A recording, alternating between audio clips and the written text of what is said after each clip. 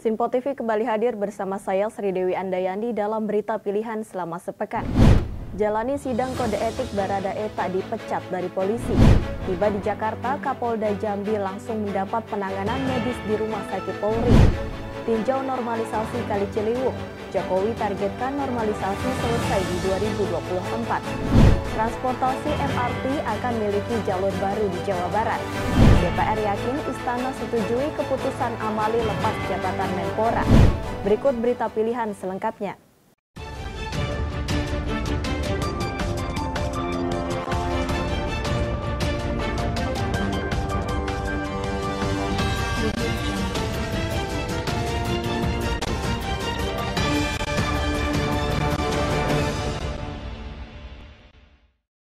Hujan deras yang mengguyur kawasan Bogor menyebabkan 3 rumah warga tergerus longsor di Desa Ciburuy, Kecamatan Cigombong, Kabupaten Bogor. Beruntung tidak ada korban jiwa dalam peristiwa tersebut, namun 2 rumah mengalami rusak berat dan 1 rusak ringan. Tebing setinggi sekitar 12 meter yang berada di Kampung Cihateri, Desa Ciburuy, Kecamatan Cigombong, Kabupaten Bogor mengalami longsor Minggu petang. Dari rekaman video amatir milik warga, terlihat dinding rumah milik Ajum ambruk tergerus longsor. Hal ini sempat membuat panik warga sekitar. Sebagian bangunan rumah hancur setelah pondasi rumah longsor. Longsor dipicu hujan lebat di kawasan ini membuat kantor tanah labil.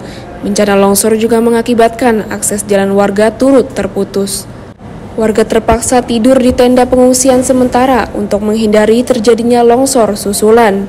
Iya, lagi di rumah. Hujan, cuaca lagi hujan, siap pondasi teras pada retak-retak. Yang paling parah kamar mandi, ruang tamu. Memang pernah sebelumnya kejadian seperti ini? Nggak pernah. Cuman retak-retak aja dulunya gitu. Terus pas kejadian untuk menghindari longsor susulan, keluarga Bapak mengungsi di mana, Pak? Mengungsi di tenda, bikin tenda di lapangan. 3 rumah, Bapak Rohim, Bapak Majid, Bapak Ajum. Totalnya 3 rumah yang rusak ya. Teras, jalan, sama ruang tamu. Kebetulan penghuni itu ada di dalam semua. Alhamdulillah korban nggak ada. Untuk penanganan sendiri pihak BPBD ada? BPBD rencana hari ini ya. Hari ini baru mau datang dia. Soal kemarin malam katanya belum, nggak bisa. Menurut Ketua RT 3 RW 9 Yanto, ada 3 rumah warga yang terdampak longsor dan mengalami rusak setelah pondasi rumah tergerus tanah longsor. Pada saat kejadian, penghuni rumah sedang berada di dalam, namun berhasil menyelamatkan diri. Beruntung tidak ada korban dalam peristiwa tersebut. Dari Jakarta, tim liputan melaporkan untuk Sinpo TV. Rombongan Kapolda Jambi yang mendarat darurat di tengah hutan sebanyak 8 orang mengalami luka-luka dan cedera. Mereka berhasil dievakuasi oleh tim SAR melalui jalur udara. Bismillahirrahmanirrahim. Assalamualaikum warahmatullahi wabarakatuh. Alhamdulillah wa syukurillah. Ya, alhamdulillah untuk saat ini untuk titik koordinat untuk pesawat jatuhnya Bapak Kapolda sudah kami dapatkan, dan untuk pengevakuasian dari jarak 50 meter ke atas ketinggian sudah kami evakuasi seluruhnya. Alhamdulillah untuk yang sakit kami sudah pakai tandu untuk menuju ke ketinggian. Yang sakit yang dibawa ke ketinggian. Untuk yang di tenda itu Bapak Seginja 1, Bapak Kapolda Jambi. Untuk yang sakit sekarang lagi diobati oleh tim kesehatan. Selanjutnya untuk di Reskrim ada sudah diobati juga sama tim medis yang kita bawa, karena yang turun hanya berjumlah 5 orang. 2 orang dari Brimob, 2 orang dari kesehatan, 1 orang dari Basarnas. Untuk tim Satgas Terpadu pengevakuasian Bapak Siginja 1. Demikian. Rute transportasi umum MRT rencananya akan diperluas ke wilayah Jawa Barat, yakni Bekasi dan Tangerang. Perluasan jalur MRT ini rencananya akan dimulai pada tahun 2024 mendatang. Lantas seperti apa respon masyarakat mengenai perluasan jalur MRT tersebut? Berikut laporan reporter Sinpo TV Andi Rezaldi. Baik pemirsa, rute transportasi umum MRT rencananya akan dilakukan perluasan dan rencananya proyek tersebut akan dilakukan pada awal tahun 2024 mendatang. Dan perlu diinformasikan memang proyek ini akan menghubungkan antara wilayah timur Jakarta dengan wilayah barat Jakarta. Dan untuk wilayah timur sendiri, pembangunan ini akan dilakukan di kota Cikarang, yaitu bertepatan di Kabupaten Bekasi. Kemudian juga akan dilakukan di wilayah baratnya, yaitu di wilayah Balaraja, maksud saya yang bertepatan di wilayah Kabupaten Tangerang. Dan adapun proyek ini memiliki panjang kurang lebih sepanjang 87 km. Dan pada Jumat kemarin, PJ Gubernur DKI Jakarta Heru Budi Hartono sudah menekan kontrak atau sudah menandatangani MOU bersama dengan Gubernur Jawa Barat Ridwan Kamil dan juga PLT Wali Kota Bekasi Tri Ardianto. Dan adapun bisa saya jelaskan untuk rute atau rencana pembangunan rute MRT ini awalnya akan dibangun menjadi 2 tahap, yaitu tahap pertama akan dibagi lagi menjadi 2, yakni yang pertama akan dibangun terlebih dahulu rute yang menghubungkan antara Tomang dengan Medan Satria sepanjang 24,5 km. Kemudian rute Kembangan ke Tomang sepanjang 33,76 km. Dan lalu untuk tahap kedua, awalnya akan dibangun jalur MRT yang menghubungkan antara Balaraja hingga Karangtengah sepanjang 29,9 km. Kemudian dibangun rute yang menghubungkan antara Medan Satria dengan Cikarang sepanjang 20,43 km. Dan atas proyek tersebut banyak menuai sekali respon positif dari masyarakat. Salah satunya adalah banyaknya tanggapan masyarakat. Proyek ini digadang-gadang akan menjadi proyek efektif untuk mengurai kemacetan di wilayah ibu kota. Dan berikut adalah tanggapan masyarakat terkait dengan rencana pembangunan rute MRT yang akan dilakukan pada tahun 2024 nanti. Sebenarnya mungkin untuk orang-orang Bekasi sendiri, apalagi orang Bekasi untuk jalan ke Jakarta ya, itu sangat membantu banget ya. Apalagi kan jarak tempuh yang menurut aku sendiri itu jauh banget dari Bekasi ke Jakarta sendiri gitu. Jadi dengan adanya MRT ngebantu banget sih. Tentunya kalau menurut aku pribadi ya, sepanjang perjalanan dari Bekasi ke Jakarta, tentunya dengan adanya MRT bisa mengurangi kemacetan, apalagi adanya pembangunan jalan dari dari Bekasi ke Jakarta gitu. Jadi menurutku pribadi sih bakal mengurangi kemacetan banget ya. Oh, kalau misalnya untuk MRT, jujur ya bagus sih kalau misalnya ada tambahan MRT. Apalagi yang pas lagi booming-boomingnya kemarin itu kan cuma ada di daerah Jakarta doang tuh. Kalau misalnya ada lebih banyak, lebih bagus. Kalau untuk mengurai kemacetan pastilah, apalagi kan di Jakarta sendiri banyak pekerjaannya dari Bekasi. Nah terus kalau misalnya budayanya orang Bekasi kan pulang biasanya naik kereta atau enggak naik busway. Malah juga ada yang naik kendaraan pribadi. Kalau misalnya bisa pakai alternatif transportasi umum, kenapa enggak gitu. Ya kita tahu lah ya, pekerja di Jakarta kan nggak cuman, justru lebih banyak dari luar daerah di sekitar Jakarta, salah satunya Bekasi. Kalau menurut gue itu cukup, mungkin bisa jadi efektif ya, asalkan emang penggarapan semuanya ini sampai nanti itu semua udah berjalan, bisa lancar dan sesuai harapan. Kalau urusannya kemacetan sih pasti itu efektif banget ya. Jadi kan supaya mengurangi polusi juga kan, biar di jalannya juga nggak tambah macet. Jadi sebagian udah ada yang naik KRL, ada yang beberapa yang bawa kendaraan umum atau bawa naik bis, maksudnya bawa kendaraan pribadi. Ada juga yang naik LRT atau MRT. Itu udah cakep banget sih. Demikian informasi yang bisa saya sampaikan dari Jakarta. Andi Rezaldi, Galuh Anggara melaporkan untuk Sinpo TV. Presiden Joko Widodo melepas bantuan kemanusiaan seberat 140 ton di pangkalan TNI Angkatan Udara Halim Perdana Kusuma. Bantuan itu dikirimkan pemerintah Indonesia untuk korban bencana alam gempa bumi yang terjadi di Turki dan Suriah. Presiden Joko Widodo hari ini Selasa 21 Februari 2023 melepaskan keberangkatan 4 pesawat bantuan seberat 140 ton di pangkalan TNI Angkatan Udara Halim Perdana Kusuma, Jakarta yang akan dikirimkan untuk korban bencana gempa di Turki dan Suriah.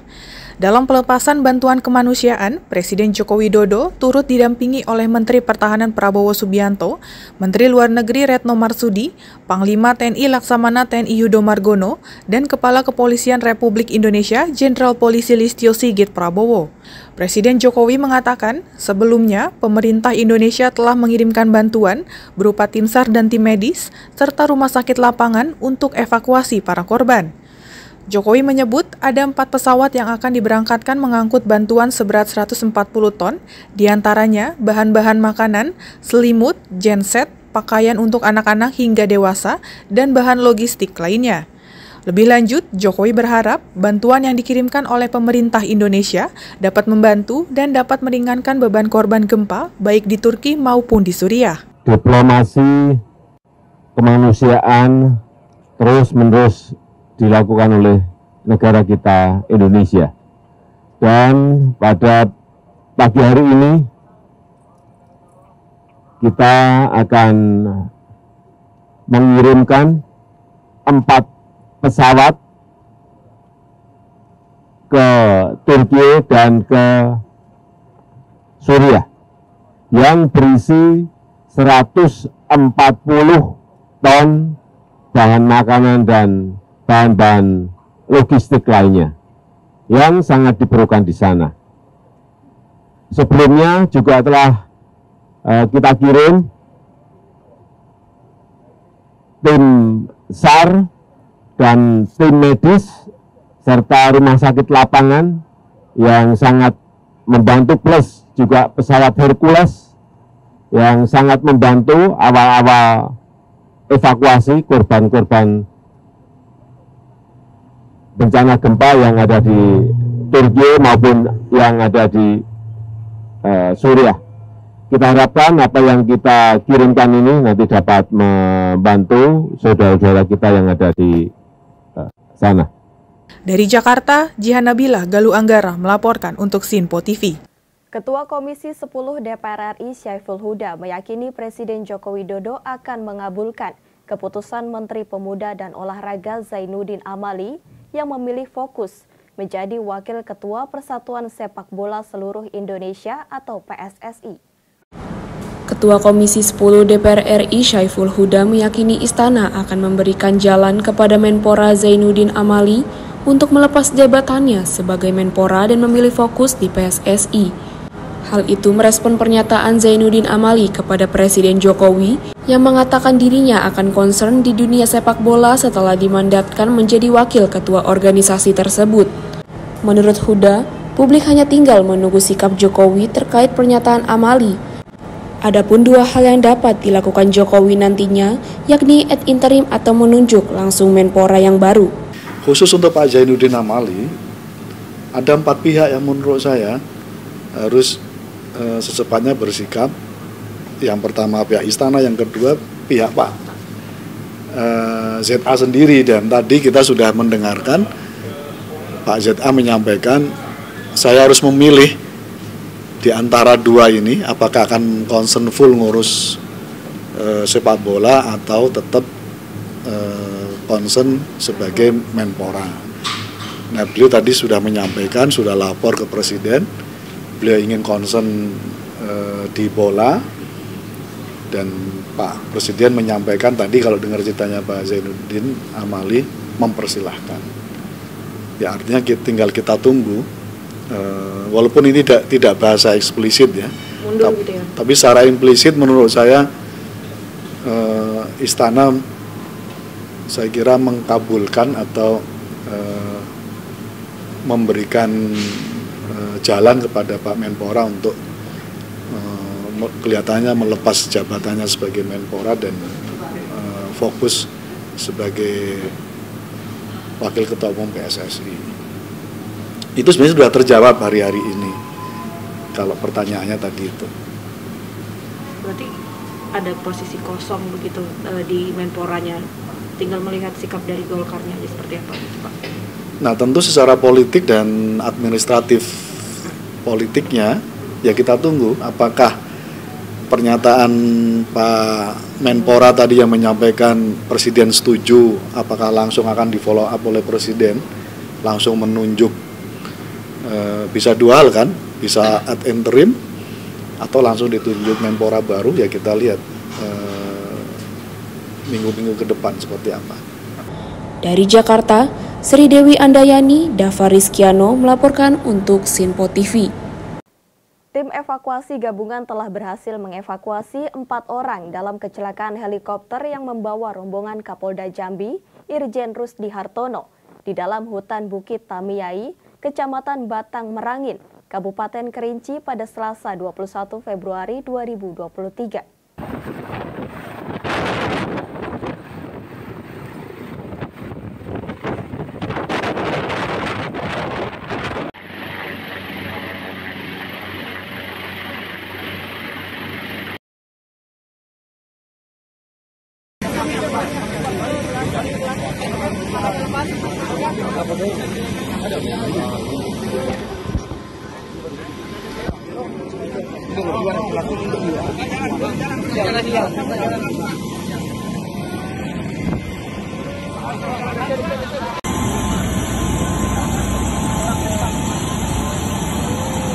Rekan-rekan media, sore ini kita update proses evakuasi rombongan Bapak Kapolda Jambi.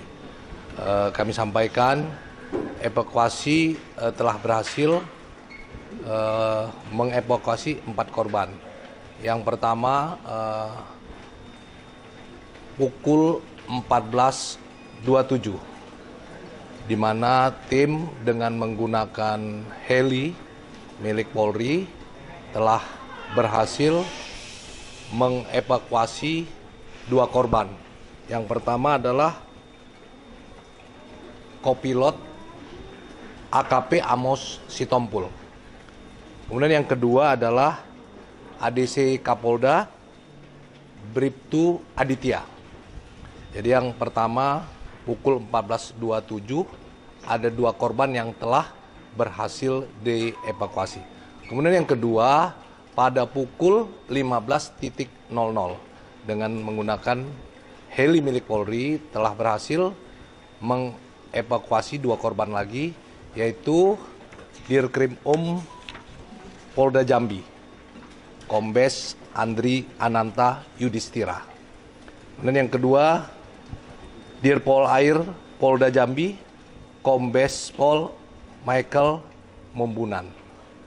Jadi sudah berhasil 4 korban yang dievakuasi.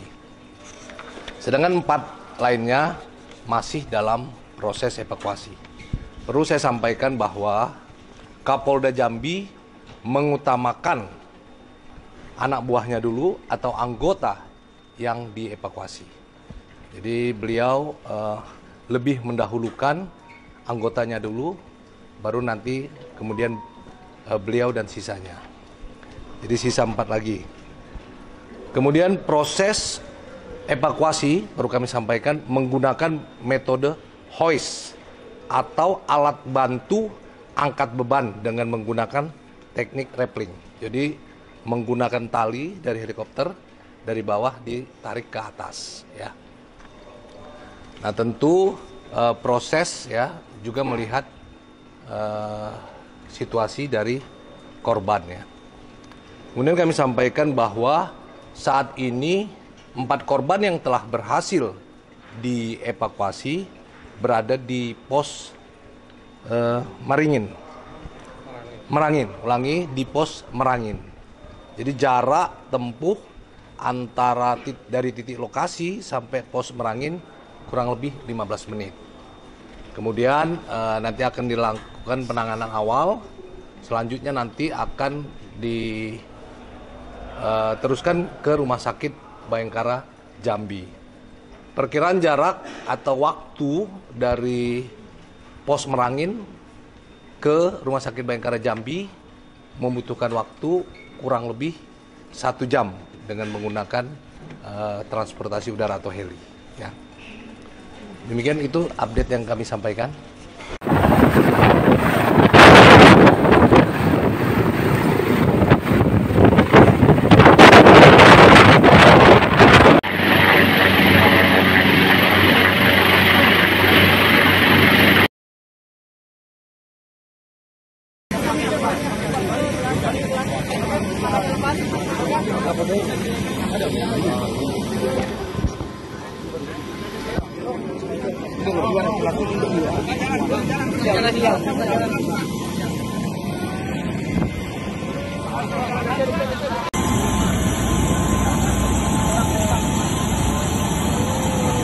Anggota MPR fraksi Partai Golkar Dev Laksono menegaskan menolak sistem pemilu proporsional tertutup. Menurutnya, sistem proporsional terbuka dapat memberikan kesempatan bagi rakyat untuk menentukan siapa wakil rakyat yang diinginkan. Dalam diskusi 4 pilar MPR RI yang bertema sistem pemilu dan masa depan demokrasi, anggota MPR fraksi Partai Golkar Dev Laksono menginginkan agar sistem pemilu tetap dengan proporsional terbuka. Dev mengingatkan sistem proporsional terbuka baru dilaksanakan secara penuh pada tahun 2009 hingga 2019. Sehingga menurutnya jangan sampai hak rakyat untuk memilih wakilnya hilang lewat sistem proporsional tertutup. Menurut Dev, sistem proporsional terbuka merupakan kemajuan demokrasi, lantaran memberikan kesempatan bagi rakyat untuk bisa menentukan pilihannya secara jelas dan efisien. Dengan sistem politik yang sekarang ini, proporsional terbuka, pemilihan kepala pemerintahan pusat hingga daerah hingga desa secara langsung, ini kan memberikan otoritas ataupun memberikan amanah, memberikan kesempatan bagi rakyat untuk menentukan siapa yang rakyat inginkan, baik menjadi perwakilannya dari tingkat kabupaten kota hingga DPD dan DPR RI. Nah, kesempatan itu yang berulang kali saya ucapkan, itu jangan sampai dilucuti lagi. Nah, kita pernah mengalami sistem proporsional tertutup dari mulai pemilu pertama 55 hingga pemilu Orde Baru terakhir tahun 97 di proporsional tertutup. Dari Jakarta, Sri Dewi Andayani, Davarizkiano melaporkan untuk Sinpo TV. Kapolda Jambi Irjen Pol Rusdi Hartono dan ajudannya Bribtu Muhardi Aditya tiba di Rumah Sakit Polri Kramat Jati, Jakarta melalui Bandara Halim Perdana Kusuma. Usai berhasil dievakuasi dari hutan Kerinci, Jambi, Irjen Rusdi Hartono langsung mendapatkan penanganan kondisi kesehatan oleh Kaspudokes. Kapolda Jambi Irjen Pol Rusdi Hartono dan ajudannya Bribtu Muhardi Aditya tiba di Rumah Sakit Polri Kramat Jati, Jakarta pukul 16.15 waktu Indonesia bagian Barat usai berhasil dievakuasi dari hutan Kerinci, Jambi. Saat tiba di Rumah Sakit Polri Kramat Jati, Jakarta, Kapolda Jambi dan ajudannya langsung dibawa ke ruang instalasi gawat darurat untuk melakukan perawatan intensif. Diketahui helikopter yang membawa Kapolda Jambi Irjen Pol Rusdi Hartono dan rombongannya mengalami insiden pendaratan darurat akibat cuaca buruk pada Minggu 19 Februari 2023. Dari Jakarta, Jihan Nabila Depananda melaporkan untuk Sinpo TV.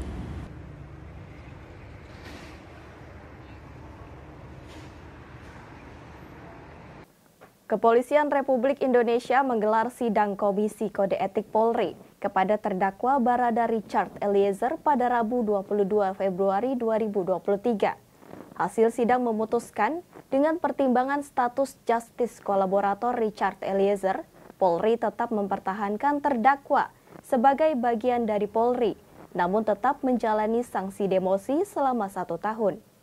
Kepolisian Republik Indonesia menggelar sidang Komisi Kode Etik Polri atau KKEP kepada terdakwa Barada Richard Eliezer pada Rabu 22 Februari 2023. Kepala Biro Penerangan Masyarakat Polri, Brigjen Ahmad Ramadan menjelaskan, putusan Majelis Hakim Sidang KKEP adalah tetap mempertahankan Barada Richard Eliezer sebagai bagian dari anggota Polri. Pertimbangan tersebut didasarkan pada status Richard Eliezer sebagai justice kolaborator atau pelaku kejahatan yang bekerja sama dalam memberikan keterangan demi mengungkap kasus di muka persidangan. Kendati demikian, Richard Eliezer tetap harus mempertanggungjawabkan perbuatannya, yakni dengan menjalani sanksi demosi selama 1 tahun. Dengan bantuan terduga pelanggar yang mau bekerja sama dan memberi keterangan yang sejujur-jujurnya sehingga perkara meninggalnya Brigadir Joshua dapat terungkap. Sesuai pasal 12 ayat 1 huruf A PP Republik Indonesia nomor 1 tahun 2003, maka komisi selaku pejabat yang berwenang memberikan pertimbangan selanjutnya berpendapat bahwa terduga pelanggar masih dapat dipertahankan untuk tetap berada dalam dinas Polri. Dari Jakarta, Tim Liputan melaporkan untuk Sinpo TV. Demikian berita pilihan selama sepekan kali ini. Tetap saksikan berita terkini di Sinpo TV, Sinpo ID, dan media sosial Sinpo lainnya. Saya Sri Dewi Andayani dan kru yang bertugas pamit undur diri. Selamat berakhir pekan dan sampai jumpa.